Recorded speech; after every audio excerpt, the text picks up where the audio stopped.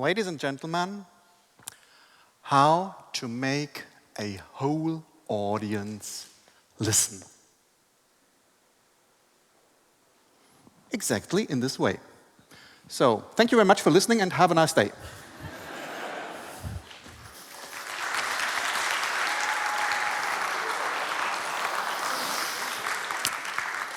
I just got a subtle hint that I possibly should elaborate a little bit more on this. Let me start with the story of my family.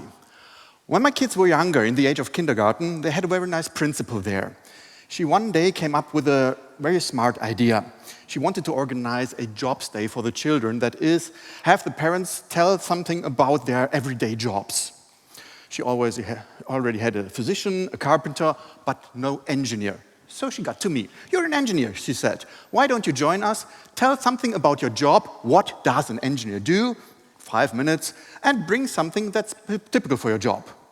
And of course, I did this. Some years later, the girls were in high school, last years of high school. They had a very smart principal there. He one day came up with an idea. He wanted to organize a jobs day for the children in order to support them in their choice of their future profession. He already had a physician, a carpenter, but no engineer. So he got to me. You're an engineer, he said. Why don't you join us? Tell something about your job. What does an engineer do? 20 minutes. And bring something that's typical for your job. And of course, I did this. A couple of months later, I got a phone call from the head of the alumni team of this university. Very brilliant man who came up with a good idea. He wanted to organize a jobs day for those engineers who graduated 40, 50 years ago. Invite them for dinner and have them listen to a talk, what does an engineer do today? He asked me if I could do that, and I said, of course, I can do that. 30 minutes or so, and let me take part in the dinner. Yes, of course, possible. So these were in total 3 talks with the identical title, What Does an Engineer Do? What does an engineer do? What does an engineer do? You tell me, who defines the contents of these respective talks? The audience. It's all about you. It's all about the audience. So, the first answer to the question, how to make a whole audience listen is, up top of topmost relevance, take care of the audience. But the audience is not a gray sponge. The audience is a set of individuals, each one looking for his own aims, each one following his own benefits. Let me give you an example. See that guy there, over there in the last row? He's currently suffering from an awful toothache. And I can say now whatever I want. He won't be able to listen to me because the only thoughts he has in his head are, ouch, that hurts. With one exception. If I now tell something about how to find your nearest dentist in the internet, believe me, his ears will grow like Dumbos. So it's possibly a good idea to choose the right topics. But that's not all. In the following slide, I'm going to show you a short text consisting of 10 facts. And I want you to read these facts and possibly try to remember some of them. Here you go.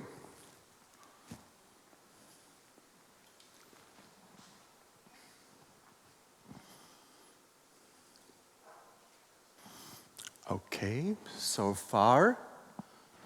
Now, I want you to join with your neighbor and try to remember some facts and count how many can you remember. Just go ahead.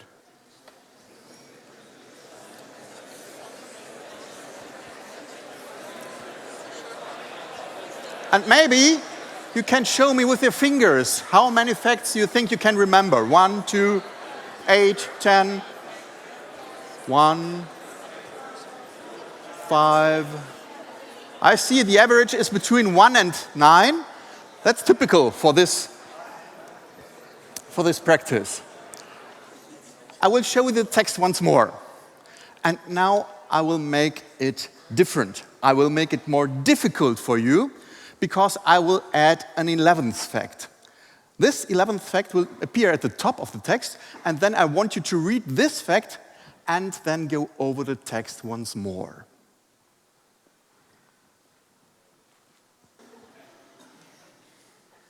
See what I mean? This text, in this very moment, became a different text just by adding a headline, just by telling you in which way to think.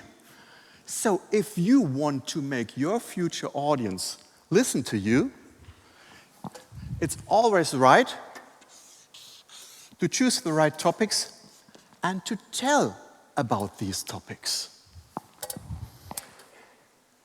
When I got the invitation to give a TEDx talk, I was very proud, of course.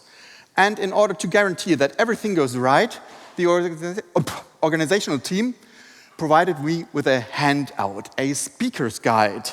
7 pages, scribble style, top modern. On page 2, it says, what is a TEDx talk? A showcase for speakers presenting well-formed ideas in under 18 minutes. Why 80 minutes? Because it works. Never, never, never answer a question that starts with a why with because it works. Please, doctor, tell me, why should I take these pills? Because it works. Please, Daddy, tell me, why is the sky blue? Because it works. Now I need your attention, because I want to try to tell you why this works. If you measure the attention as a function of time for an audience that is untrained, for example, students in their first semester, you get a result that looks roughly like this. After an initial rise, the attention will drop after about 10 to 15 minutes. If you do the same measurement with a trained audience, the attention curve will roughly go like this. After an initial rise, it will drop after about 15 to 20 minutes. See those 80 minutes? So the answer to the question, why 80 minutes, is not because it works. The answer is because it is a characteristic of your audience. Take care for the audience. I will refer back to this graph in a couple of minutes. Let's get back first to the speaker guide. On page 5, it told me what goes in my slides. Images and photos, graphs and infographics, 1 point per slide, as little text as possible, not bullet points. Funny, isn't it? They told me not to use bullets by using bullets. Well, there's nothing so bad about bullets because bullets indicate something that's important.